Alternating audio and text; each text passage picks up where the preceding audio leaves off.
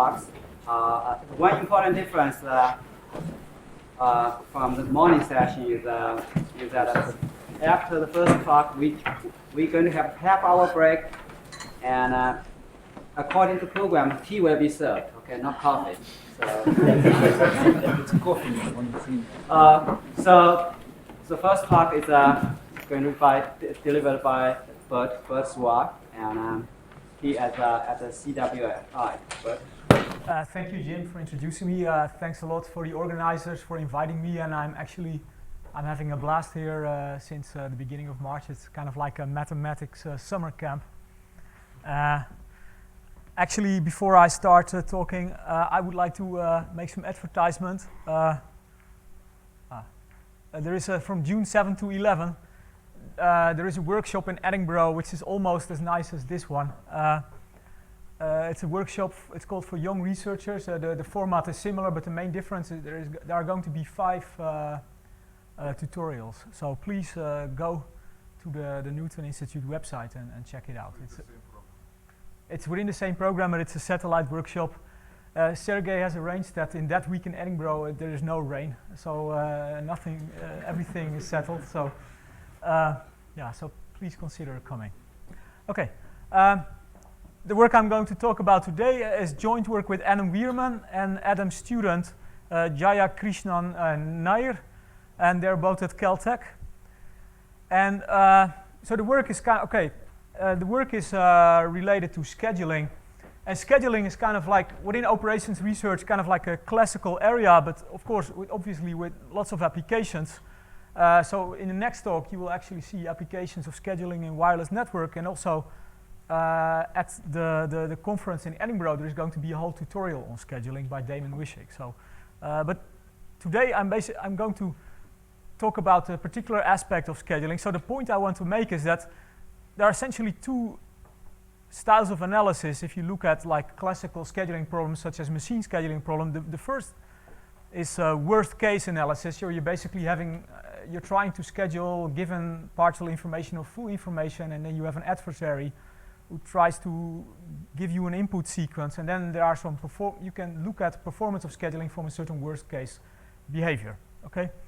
Then you can also look, and this is more closer to queuing. Maybe you can basically look at average case analysis, where you just assume some distribution on the input, and you just analyze what happens on average. So what I want to do in this talk is I want to do something in between. Okay. So. And there are some reasons for that. So, I mean, this lecture is being taped, and my boss is actually a worst-case scheduling expert, so I cannot say anything bad about that. But sometimes you have to agree with me with worst case is a little bit pessimistic. I mean, from our point of view, you just basically perturb. You have some weird sequence which has probability 0 of being happening, and then your algorithm may not behave very well. Okay, so the question would be, so what? On the other hand, average case analysis is for some applications is too rough. I mean, there are applications where you would be interested in the performance of a scheduling algorithm for a user. For example, you would like, if you have a scheduling problem, for example, at a supercomputer system, like there are like typically after 48 hours your job gets cancelled no matter what, and you would like to know the probability of that happening. And that's typically maybe not a worst case event, but also not an average event. Okay. So we are going to look at scheduling from this point of view, and actually the entire talk we will be looking at a very specific queuing model. But as you can see, you can already get quite many different, qualitatively different behaviors there. So, okay. So let me be a little bit more specific in the type of question I would like to answer. So the central question is. So we are interested in not worst case, but also not average case. So in probability, there is something called large deviations, as you probably all know, in particular rare events. And sometimes rare events do happen, and we would like to understand these rare events, and we would like to use this understanding so that we can choose a scheduling policy so that the rare event doesn't have a big negative impact. Yeah, so we would like to mitigate the negative impact of a rare event by choosing a scheduling discipline. So, as I said on the previous slide, the main performance measure is more like from a user perspective. I'm going to look at processing times, also called sojourn times. It's just the time it takes from arrival to departure of a user. And I mean, there are typical questions like how likely is it that a long sojourn time will occur, and if a long sojourn time occurs, how does it occur? And if we know how it occurs, then hopefully we can avoid this. Okay. And then, okay, typically in these setups, it is assumed that we have full information about the job size distribution, for example. But sometimes you can imagine that you may not have information, and the question is, can you still do something if you don't know exactly the distribution of the job sizes? Okay, I will of course get into more detail about this later. And we are basically the central set of tools is the set of tools from large deviation theory, both for light tail distributions and heavy tail distributions. So if you don't know what I'm talking about with scheduling, so I mean, I'm sorry if I left out your favorite scheduling discipline, but these seem like this is like my top 4, okay? So first come, first served, everybody should know that. And last come, first served, I always will take last come, first served with preemption. So that means that if I enter the system, I get service immediately, okay? And then I can be interrupted, of course, by people arriving after me. And then these two disciplines are kind of extreme. They are both easy to analyze, and the reason is that first come, first served, the performance of first come, first served is entirely dependent on users that arrive before you in the system, while last come, first served with preemption is completely determined by users arriving after you. Okay? So processor sharing and SRPT are more complicated. So processor sharing, in case you don't know what it means, it's simple. In processor sharing, the server basically works at an equal rate on all customers in the system. So if there are 5 customers in the system, the server works on 20% of its capacity on each of those customers. And shortest remaining processing time just works as follows. It's a non-preemptive version. You just work on the job which has the shortest remaining processing time. And from an optimality point of view, shortest remaining processing time gives for the expected sojourn time of a user, shortest remaining processing time actually is optimal. So for average case, there is a very powerful and robust result which says that SRPT is actually optimal. But we will see it's not like that if we are going to look at large deviations. Okay, so I mean, okay, basically all these scheduling disciplines from a rare event perspective are well understood, and then in the next 10 minutes I will review what is known about that. But that's not the main goal of my talk. The main goal of my talk is actually to try and identify some scheduling discipline that has some robust large deviations behavior. That if you don't know too much about the distribution of job sizes, for example, that it still provides a reasonable performance. Okay? And to do that, we first have to understand what are the pros and cons of these scheduling disciplines. Okay, so what am I going to do? I first will review some background material, so in particular the tail behavior of the distribution of the sojourn time of a user arriving at the system in steady state for some common scheduling disciplines. And then the main 2 topics of my talk is, like the first topic is, I will introduce some notion of tail optimality, and I will see if it's possible to construct a scheduling algorithm that is tail optimal if you don't know the job size distribution. And then I'll see if you can do better if you know some information. For example, if you know exactly what the load is, and this is not a very unreasonable assumption, perhaps, if you know the means, because you need to know the means in any case to have a stable system, right? Yes. Are you assuming that you can measure things precisely? Because there's a line of work called smoothed analysis, which also tries to make things robust, where what you're uncertain about is what you measure somehow. Is that the direction you're going? We'll see. Well, the answer is sometimes I do and sometimes I don't. But I will. What you say actually is a very important question, and I will be precise about what I'm going to assume, because this is actually quite important. Okay, so some notation. Throughout the talk, I will look at a system with renewal arrivals and IID service times, and there is a single server queue working at speed 1, and a generic job size, I denote that by B, and a generic inter-arrival time by A, and the moment generating functions, whenever they exist, are denoted by phi of B and phi of A. Then the system load rho, I mean, typically you assume it's less than 1. Sometimes I will assume that we don't know what rho is, but for practical purposes, let's just assume it's less than 1. in some of my formulas, I will need a random variable n, which is basically the number of jobs arriving in a busy period. And with busy, typically all the scheduling disciplines I look at here are work conserving. So the length of a busy period doesn't really depend on the scheduling discipline. You always work at rate 1 whenever there is work in the system. And then there is a net input process of the workload, which is just this random sum subtracted with the drift, which is the potential service. And I'm going to make a major distinction between light-tailed job sizes and heavy-tailed job sizes. So I call a job size light-tailed if its moment-generating function is finite for some positive s. And if this is not true, then I will call, for now, a job size heavy-tailed. Okay? So I hope the model is clear. Then we can proceed. Okay, so let me first review what is known for light-tails. So for light-tails,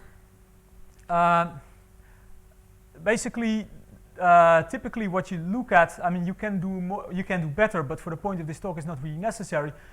For light tails, basically, the tail of the sojourn time distribution has an exponential shape, and the amplitude is some constant. It typically exists. So you have like gamma f here, which is just you take the log of the tail, you take a minus sign, you divide by x. So this is converging to some constant. Psi of the supremum of s, such that psi of s minus s is non-positive, and this psi this is the limiting cumulant generating function of the input process, and you can express that in the inverse of the moment generating function of the inter-arrival times and the moment generating function of the service times. Excuse me? I consider a stable situation. What do you mean? What do you mean stable? Stationary flow. Stationary situation, yes. Yeah, then x of t is has a stationary distribution. Yes, it has a negative so drift. x of t doesn't tend to infinity, no? X of t is indeed, yes. Rho is less than 1, so this is approximately rho times t. Yeah, the next slide, first line, I don't understand. You don't understand this? E to the power s x of t, it converges to something when t tends to infinity, converges to something proper. No. No, xt has negative. Xt is without reflection. Yeah. there is no reflection here. Yeah. Okay, yeah, it's the unconstrained workload input process. Yes. Okay, so Sergey gets a beer for spotting the first typo. Okay, so I mean it's important to get some understanding of this function psi. So what's going on here is basically this. Okay, this is the function. This is the function s minus psi of s. Psi of s is strictly convex, so s minus psi of s is strictly concave. So it's going to have a unique optimum, and this here is the decay rate for LIFO, and this here is the decay rate for FIFO. And actually, you can show that the slope here is 1 minus rho. Okay, so from that you can it's very easy to show by strict convexity of psi that the decay rates are ordered like this. So the gamma of LIFO is strictly smaller than 1 minus rho times the gamma of FIFO. Okay, so that means that if you want to have the tail converge to 0 as fast as possible, that would be nice, because then it is the faster it converges to 0, the more unlikely it is to get a big sojourn time. So first come first served here is better than last come first served. Okay, that's important. So processes sharing an SRPT more or less behave like last come first served, and the intuition is not so difficult. So last come first served is just a busy period distribution, the distribution of the sojourn time on the last come first served. And SRPT, what typically happens is that, if you assume that the job size distribution has infinite support, you assume that your own job size is larger than some big constant n, and then your sojourn time is bounded from below by busy period of customers with service time smaller than n. So your sojourn time is then going to be at least as big as a busy period of customers whose service time is smaller than n. And then there is a continuity argument that the busy period of that, as a function of n, the decay rate is continuous as n goes to infinity, and you get the lower bound. And actually, since you can show that last come first served actually behaves very bad, it cannot be worse than that lower bound is tight.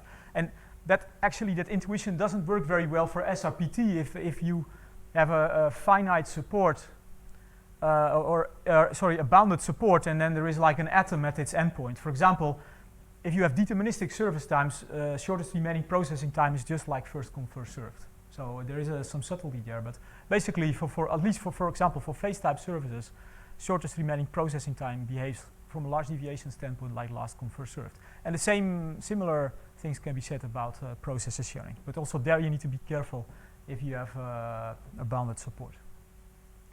Okay, okay, some intuition. So for those of you who are not familiar with that, so typically what happens, like rare events are typically caused because the system, while it's designed to be stable, temporarily is unstable.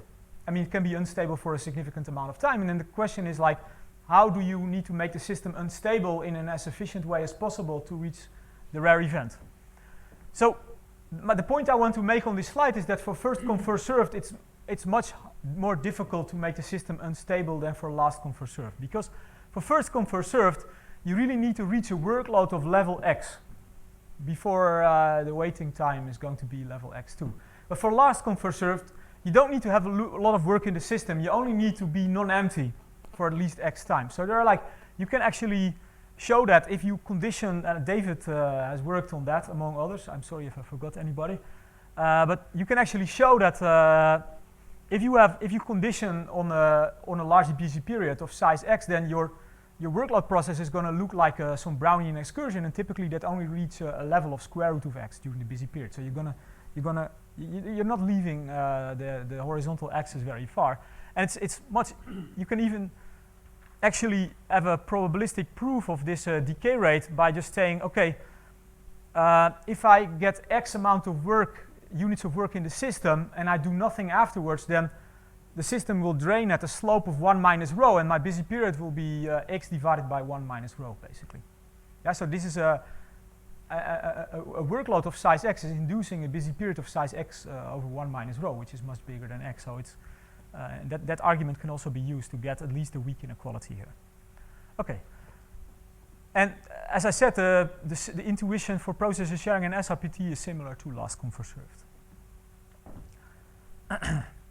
Okay, so basically that's the situation for light tails. Now for heavy tails within this talk, you can actually, there are all kinds of classes of heavy tails, but for the purposes of this talk, it suffices to assume that the tail of the job size is regularly varying. So even if you don't like LED, you can just assume it's like a power law, and L of X is a slowly varying function, which is either something converging to a constant or a logarithm, but it's called slowly varying. And there are some classical results for first come first served. Essentially, the tail looks like the tail of the surface time distribution multiplied with a constant X. Yeah, so this is actually more general, but you can show that for regularly varying, the second equality is true. So this actually also holds for log normal and Weibull service times, but then the second equality doesn't hold. And for last come first served, the tail of the sojourn time essentially looks like this, and again for regular variation, it is of the big order of the tail of a service time bigger than X. So there are two important things here to realize. That first of all, this is better than that one, because here there is an extra X, so it decays to 0 at a much slower rate than last come first served. And actually, this you cannot do better than this tail, because regardless of the scheduling discipline, if you get the royal treatment, your sojourn time it's going to be at least as big as your service time, because they cannot serve you faster than your own job size is. Okay. Okay. So that's the point. That last come first served beats first come first served, and it's actually up to big O, factor big O, it's optimal.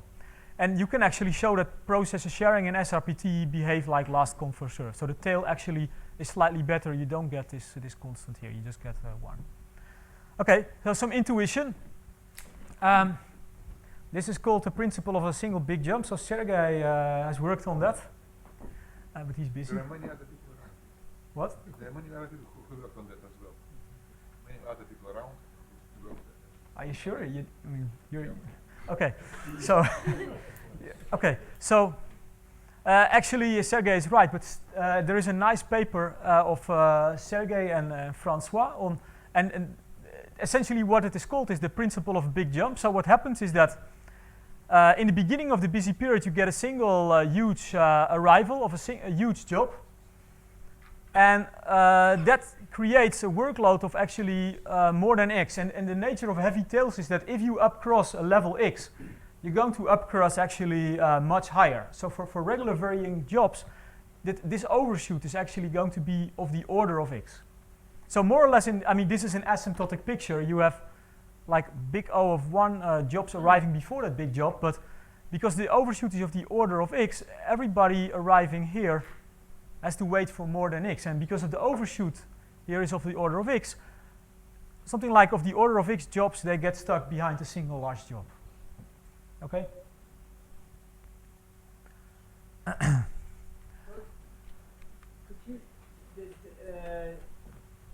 What is exponential distribution? Didn't your definition of light-tailed exclude exponential distribution?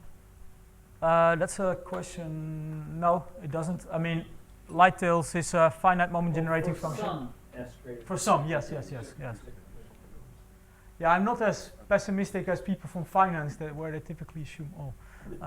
Okay. Okay, so you still have a similar intuition of the workload, of course, for processor sharing and SRPT, but the intuition of large sojourn times here is fundamentally different. So what happens here is actually your sojourn time will be of length x if your own surface time will be of the order 1 minus rho times x. Okay? So just like here, there's within the busy period, there is only one big job, but with first come, first served, your sojourn time most likely will be big because you're one of the persons arriving in this interval. And here, it's yourself. It's your own fault, basically. So all the other jobs that arrive will be tiny.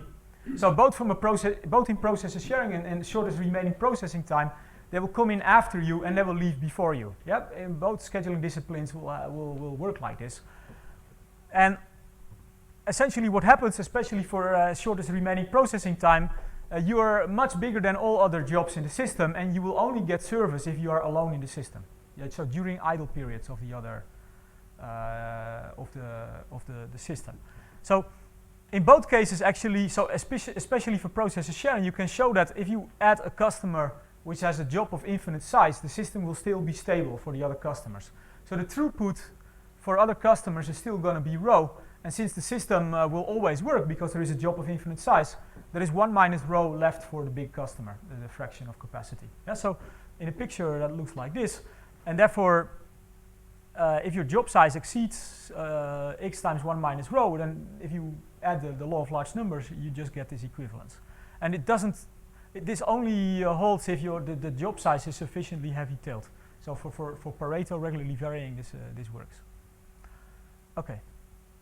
So basically now I hope you have some understanding that, so for light-tailed, first come first served, it works much better than for last come first served, because you really need to push the system to being strictly supercritical, and for last come first served you only need to be critical. While for heavy tails, in both cases the rare event will be one big job, but the problem is that for first come first served, the single big job is going to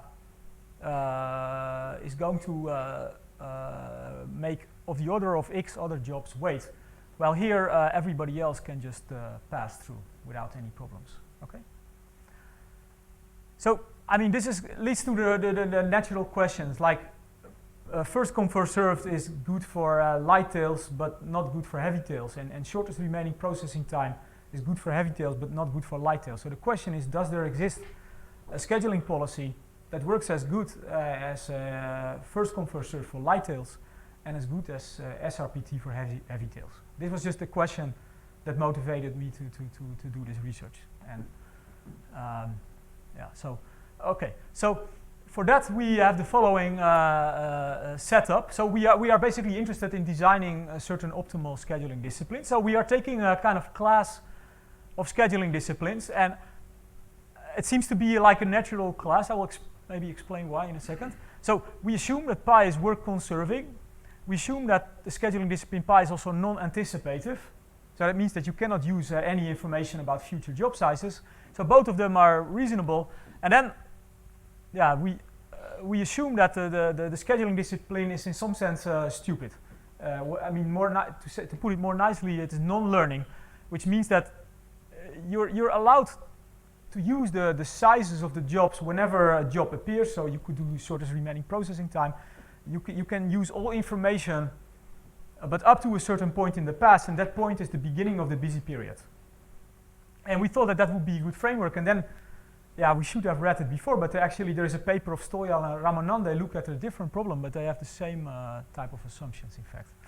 So, and actually this non-learning, okay, you have to draw a line somewhere. I mean, because we want to look at a setup where you really don't know exactly the job size distribution, and if I would remove this assumption, I could just say, okay, we are looking at a steady state situation and we have infinite amount of data available, so we know the job size distribution. Yeah, so therefore we use this somehow as an assumption to reflect the fact that you're not really learning the scheduling discipline. And actually this assumption is also useful because then at least the sequence of sojourn times under our assumptions is still a regenerative process. It's actually convenient too, because you can have scheduling disciplines where the learning takes place in such a way that this fails to be regenerative. Okay, so under that assumption, you still have a standard formula from regenerative process theory if rho is less than 1. And as we were interested in the impact of the pi scheduling discipline pi on the rate of convergence as x goes to 0, as the rate of convergence towards 0 as x goes to infinity. Okay, so some notions of optimality then. So, okay. Yeah, I don't know what is a good definition, but we just thought it would be reasonable to call a scheduling discipline pi 0 optimal if this lim sub is finite under P for any other scheduling discipline pi. And if this lim sub is less than or equal to 1, we call pi 0 strongly optimal. And there are definitions of optimality in the rare event simulation literature, and there you have also like strong optimality, weak optimality, and our definition of weak optimality kind of parallels that. We call pi 0 weakly optimal if we are allowed to cheat a little bit in the numerator. If we raise it to the power 1 plus epsilon, then this goes to 0 at a faster rate, and then if this lim sub is finite for every epsilon, we call pi 0 weakly optimal. Okay. So the challenge is now, suppose that I get to choose a scheduling discipline first, and then somebody else is going to choose an annoying probability measure p. Yeah. So the question is, can you have such lim subs finite if p is allowed to vary over some class of probability measures? Okay. So first of all, how to verify optimality. I already made some comparisons. So there is a simple lower bound, which is just the tail of the service time distribution, which is kind of obvious, but there is also a somewhat less obvious lower bound, where you use the cycle formula, and this sum then you just add another indicator function, the indicator function that the maximum workload during a busy cycle exceeds x, and if that event happens, then one of the sojourn times must be bigger than x, because so that is not difficult to see, and that then leads to the probability that the cycle maximum exceeds x up to a constant. If there is more than x, if the cycle maximum is bigger than x, there is more than x amount of work in the system. The service rate is 1. So look at the time, suppose that at time t, let's say, there is more than x work in the system. Some of the users in the system at time t will still be in the system x time units down the road, because you cannot process all the work in x time units. There is more than x work. So one of these users is going to have a sojourn time bigger than x. Yeah. So the sum therefore must be bigger than 1, at least be 1. Okay. So this is sometimes a better lower bound than this, and particularly to check first optimality of first come first served. In this setting, the proof, I mean, Ramanan and Stolyar have shown it under more general assumptions. You only need a sample part large deviation principle and some multi-class setting. And even Sasha extended this to networks. But in this case, you can actually show that the decay rate of the cycle maximum is equal to the decay rate of FIFO, so you get weak optimality of first come, first served. And under Kramer's condition, which is some condition I don't want to bother you with, you can actually show optimality, because Eigelhart derived the tail behavior of the cycle maximum in this case in 1972. And maybe it's older than that, but this is the oldest reference I know. Okay, so the main question now is, can we construct a scheduling discipline that is work conserving, non-anticipative and non-learning, that will be weakly optimal for a class of probability measures that contains both light tails and heavy tails? And the answer is simple. It's not possible. There doesn't exist such a scheduling discipline. And this was okay. So the intuition is not so difficult. As I said, a processor sharing and SRPT, but also last come first served, have the appealing property that the system stays stable if you add a job of infinite size. Okay.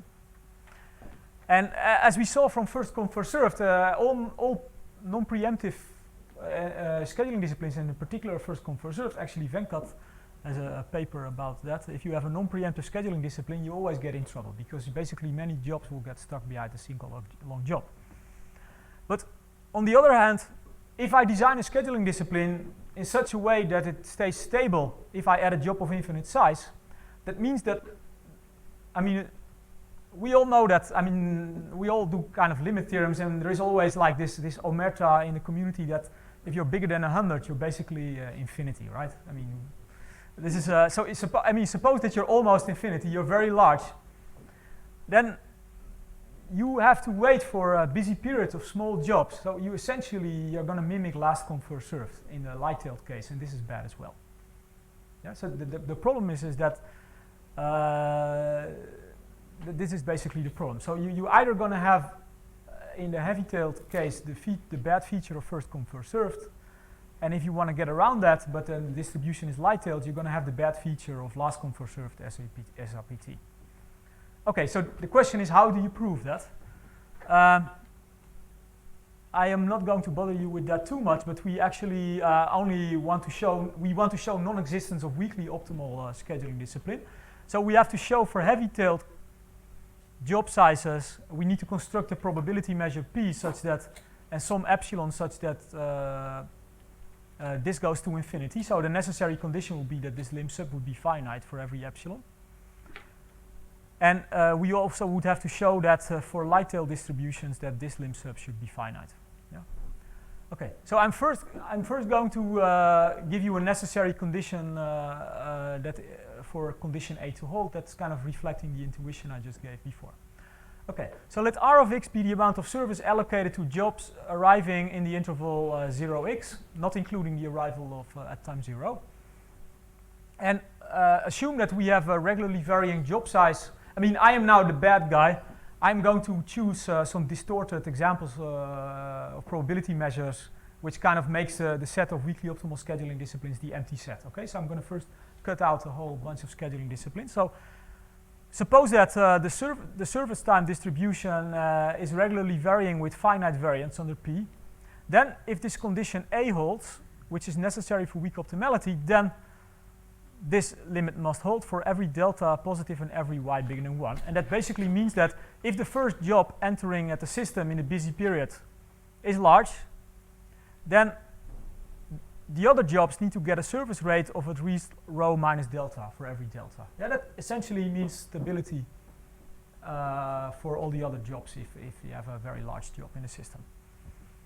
Okay, so the way we prove that, let me just give you a non-technical summary.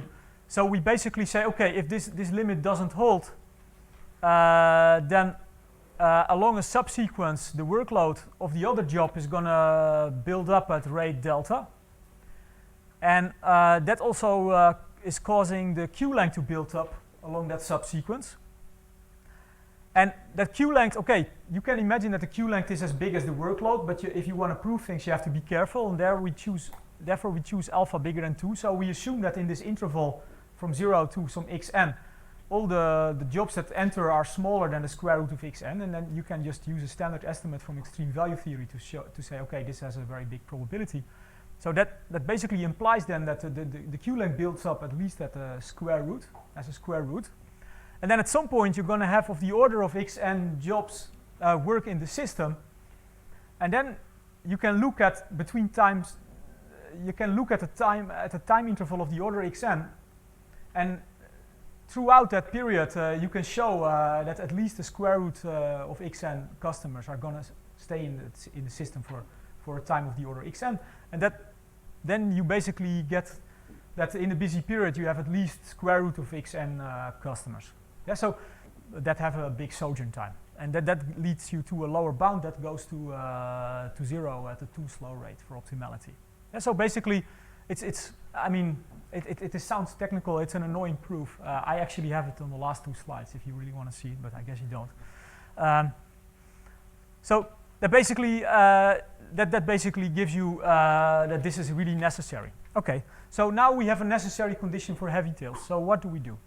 So now we need to, somehow you would like to use this necessary condition, but the problem is we only prove this to be necessary for probability measures P under which the job sizes are heavy-tailed. Okay, so you cannot use it directly. So therefore I now denote the measure under which we prove this to be necessary P star, and we want to construct a P under which the service times are light-tailed, but we can still use that because you can actually do a change of measure argument. You can do an exponential change of measure, but normally in rare event simulation or in other large deviations events, you actually make the tail of your random variable more heavy, but in this case we wish to make the tail more light, so we do a change of measure in the other direction. We start with something heavy-tailed, we do an exponential change of measure to make the job sizes light-tailed. This is the idea. And then we can still use this necessary condition. Okay, and the construction is a bit annoying. Actually, I just wrote it here for completeness. Actually, you get the following situation where you, well, this should go. You get the following situation that you're going to get, the tail of the job size is going to look like a mixture of a power tail and an exponential tail. So you're going to get the situation that the moment generating function is going to be finite, and the typical steepness condition that sometimes is assumed in large deviation is not going to be satisfied in this counterexample. I mean, it's a counterexample, so what can you expect? And you have to choose all the parameters very carefully, but if you do that, you can just use fairly simple techniques. I mean, after all, we only need to construct a lower bound that goes to infinity to 0 slow enough. So this is just a standard change of measure formula. You add a couple of events you like, so indicator function, so that expected value gets smaller. Then you apply this result for particular values of y and delta, and you basically use the law of large numbers, and you use that these 2 events together imply that this event, and then you basically get an exponential lower bound, and the amplitude here, which is this, can actually be shown to be strictly less than the amplitude for gamma FIFO in this case, and that gives you the desired misbehavior. Yeah, so you get that this indeed converges to infinity at an exponential rate, which excludes weak optimality. Okay. Okay. So it is. So it's not possible to design a tail optimal scheduling algorithm without knowing everything, without knowing anything about the distribution. But yeah, so actually, if you kind of tweak the proofs a little bit, you are a little bit more careful. You can actually show that scheduling disciplines that don't use any information about the distribution and are optimal for heavy tails will show worst case behavior for light tail and vice versa. So you cannot be optimal and better than worst case. So that leads to the question: what kind of information on the distribution is necessary? So obviously, if you have full information, it's fine. But kind of like a modest question would be whether we can exploit knowledge about the system load, because after all, this is what you would like to know to have a system stable, actually. I mean, in practice, it's actually fluctuating, but at least from a theoretical standpoint, this is kind of like the minimum amount of knowledge you would expect. And also, because we were in those counter examples, we were playing around with the opponent was allowed to change the load all the time. By doing the change of measure, you change the load. So actually, the counter example wouldn't work anymore if we would fix the load of the system. Okay, so what I'm going to do in the last 10 to 15 minutes to 14 minutes, because this is running ahead of schedule. I'm going to discuss an algorithm that is kind of not optimal across all disciplines, but that shows some robustness. So actually, I mean, what we have seen is that you actually need an algorithm that remains stable when you add a job of infinite size, but at the same time, if you have a large jobs, they need to get enough capacity too, so that they don't have to wait for a busy period of small jobs. That excludes then the bad behavior of SRPT for light tails. Okay, so the answer is quite obvious. So you do something in between. So limited processor sharing, it's kind of the work conserving equivalent of the K server queue. So you have you can serve up to K customers simultaneously, and any remaining additional customers have to wait in a FIFO buffer. The difference with the many server queue here is that if there is only one customer here in the system, that customer gets served at rate 1, while in the K server queue it would be rate 1 over K. Yeah, so it's a work conserving equivalent of the K server queue. And the idea now is like, okay, we would like to choose K cleverly by choosing as a function of the workload row and see if we can do something useful then. Okay. Okay, so actually I'm kind of now presenting it as like a discipline that can be used to come up with some theoretically nice properties, but in some sense limited processor sharing is more realistic than processor sharing. So in particularly, it is used in databases, so you can think about searching for files in a database. It's much more efficient to look for several files simultaneously in a database and then come back and then just give all the files. Okay, so that's similar. Like when I lived in the US, I used to have a huge walk-in closet, and if you need to look for clothes, you don't go in there, go for the left sock, and then go back and pick the right sock. No, you go in there and you get as many clothes as possible. Okay. How many do you need? That's a good question. But, okay, so but the problem is that from a computer system perspective, if you search for too many files simultaneously, you get a phenomenon called trashing.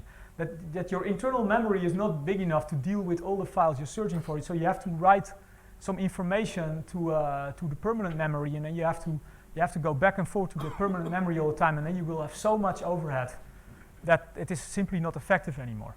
So, I mean, in that case, actually the system is not, in that application, the system is not work conserving at all. You're going to have a certain curve that says, okay, you're going to have a throughput which is a function of the amount of files you're trying to search for. Okay, but in this setting, the first paper, the oldest paper I'm aware of is a paper of Avijitsak and Halvin, where they give some approximation for the mean response time. And there have been some more numerical studies, but Jiheng Zhang, which was a student of Jim and I, actually wrote his PhD thesis on this model. And he looked at fluid and diffusion approximations, and also at heavy traffic approximations of the steady state distribution. And then there you actually scale K as a function of the order of 1 over 1 minus rho, as rho goes to 1, and it's actually very nice work. So you get a piecewise linear diffusion process in the limit. But I'm not going to talk, actually Jiheng will come to this workshop, so if you're curious you should go there. But in the limit you're going to get some piecewise linear diffusion process, depending if you're in the FIFO part of the system or the processor sharing part, you have different drifts. Okay, so there is a more recent paper where they go more into detail about the non-work conserving aspects in database application, but this is this is mainly approximate work, so it's still it's a relevant model, but it's not too well understood yet. Okay, so we are looking at this model from a large deviation standpoint. So let me first quickly describe the intuition and the results for heavy tails. So we need some assumption on K times rho. We assume it's not an integer. I will explain to you why in a moment. So suppose now that of the K slots here, little n of the slots will be blocked by huge jobs. Okay. then the remaining capacity for the other jobs is 1 minus n over k. Okay, and the intuition is now that you need sufficiently many big jobs in the system to push the system from strictly subcritical to strictly supercritical. And whatever the choice of n is, it can never be exactly critical because of this assumption. And then the intuition for rare events is that a rare event happens in the most efficient way. And the most efficient way is just simply you need to have a minimal amount of slots being held up by big jobs such that the remaining capacity is going to be less than rho, and then you're going to get a positive drift and a rare event. Okay, so this n, which is the minimal amount of jobs necessary to push the system into instability, is then k minus the integer part of k of rho. And k is 1 would give you single server, and in this case n star is just equal to 1. So for a single server queue, you just need one big job. But in general, if k is big enough, you need multiple big jobs. Okay, so this is a well-known intuition. So there are some results. I mean, the model is closely related to many server queues and also some on-off models, and it's basically the same intuition. So there are some papers for many server queues that are out there. Okay, so the result here is that we were actually a bit lazy. You can show that indeed the logarithmic asymptotics look like this. So you're going to get a power law where this is the amplitude. And so it's related to the index of the tail here. So what you see here is that the bigger you choose k, at some point, if k is big enough, you're going to reach the best possible situation, which is alpha. Okay.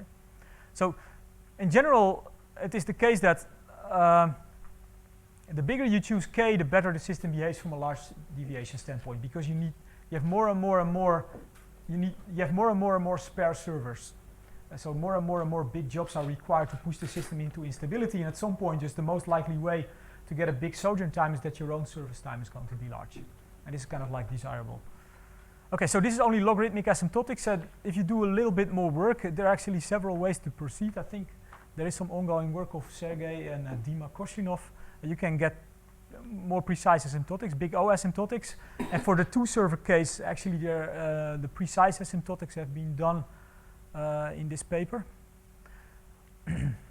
But in the general case, it seems to be a little bit more challenging. Okay, but okay, the main point I want you to remember is that actually the larger the k, the better the tail behavior. All right, and actually if k is bigger than 1 over 1 minus rho, the limited processor sharing is going to be better than worst case. So you're going to be strictly better than FIFO. So this rule is simple. It only requires information about the mean, and you will get better than FIFO. Okay, the light-tailed case is a bit more complicated. This is basically the result. We need to assume the existence of this limit decay rate for the. So essentially, we need that the tail of the service time looks like an exponential times a sub-exponential, basically. But I mean, all phase types satisfy this assumption, and also gamma distributions and so on. But it's kind of like a regularity condition. So if this limit exists and is strictly positive and strictly finite, then the tail of the limited process for limited processor sharing, you can also express it. It's also asymptotically exponential, but it is a bit more involved. So it is the minimization of some function, which is written here, and it involves the decay rate for FIFO, the decay rate of the service time tail, and also psi, which is the asymptotic cumulant generating function of the input process. Okay, so this is if it is finite. Actually, if the decay rate of the service time distribution is infinite, then LPS is as good as FIFO. So then it's optimal, in fact. Okay, so this kind of looks horrible, but it's better just to remember this. So for limited processor sharing, this rare event is actually caused by a combination of 3 simpler rare events. So if you define A star to be the argument of the minimization of this function, then you can actually show, and the proof also uses that this rare event is caused by, first of all, upon arrival, you see amount of work in the system waiting in the FIFO part, which is approximately A star times X. your own job size has to be at least 1 minus a star times x over k. And then the amount of work that arrived in the system after you during your sojourn, so during the time 0x, is approximately equal to that. Okay? So this is actually quite an elaborate scenario. These are like, I mean, sometimes a actually is either equal to 0 or equal to 1, but there are also cases where it is strictly between 0 and 1. So this is much more elaborate than in both basic situations, but it's kind of in between, as you would have expected. So you can actually, because typically this type of expressions, you can interpret them as the Lagrange relaxation of some constraint optimization problem. So if you use that theory, you can just simplify the whole thing. Actually, okay, you can, this should be a sub, I guess. It doesn't really matter. But you can write it as a somewhat simpler optimization problem. And the proof is not so difficult. So the lower bound is using the intuition I showed on the previous slide. And the upper bound is based on this inequality. But okay, I have to be, I'm really messing up with notation here. So this is actually an independent, this is not completely the amount of work in the system waiting at the FIFO buffer. It is the total amount of work in the system. And this A of x is not really the amount of work arriving in the system during your sojourn. It's only the amount of work of sufficiently small jobs. So you need to introduce some more auxiliary parameters here to make the proof work. But I mean, more or less, this is the idea. And you can actually show that this as a function of k is decreasing. So as k gets smaller, LPS performs better. I mean, which is not surprising because for k is equal to infinity, your worst case, and for k is equal to 1, it is going to be FIFO, so which is optimal. Okay. So what we see here is that if the job sizes are heavy-tailed, you should choose k as large as possible. And if they're light-tailed, you should k as small as possible. So there is some tension on how you should choose k. But it turns out, if you choose for this rule, you're going to be better than worst case for a huge class of distributions. So for both heavy tails and phase type, and it's actually optimal if you have heavy tails with finite variance, and also if the decay rate of your service time is much larger than the decay rate on the FIFO, it's also going to be optimal for light tails. So this seems to be a pretty good rule of thumb to use from this perspective. Okay, so that's it. So basically the takeaway message is that it is not really possible to design a tail optimal scheduling algorithm if you don't know anything about the distribution, so you should learn something. And the good news is that at least if you know the system load, you can exploit this by using limited processor sharing, where you choose the threshold cleverly as a function of the load. And there are some open problems. So I don't know, like the strong optimality of SRPT for heavy tail. So it behaves like the tail behavior of the sojourn time is essentially the same as the tail behavior of 1 minus rho times the service time. I believe that the techniques we use can be modified to prove this. So it's kind of not too hard open problem, I think.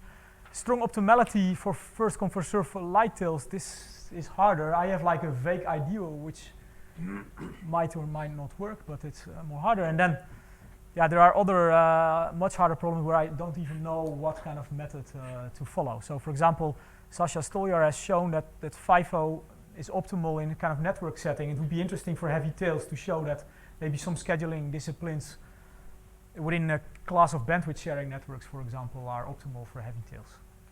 But I don't really know how to do that. And then I think another nice open problem, and actually Sergey mentioned it already in Copenhagen last year, is the precise asymptotics for the many server queue where k is fixed and the service time is a heavy tail. Okay, that's it. Thank you.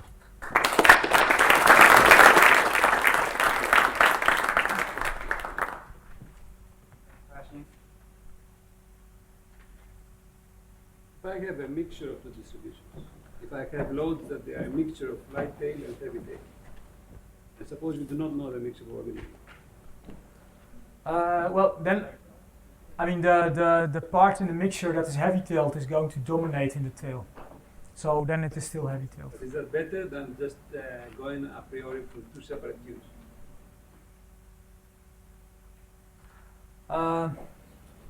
So you're saying that you have jobs arriving and you reveal to me that a job is light-tailed and you reveal to me that a job is heavy-tailed, and then the question is, can you exploit that information without knowing the mixture probabilities? Right.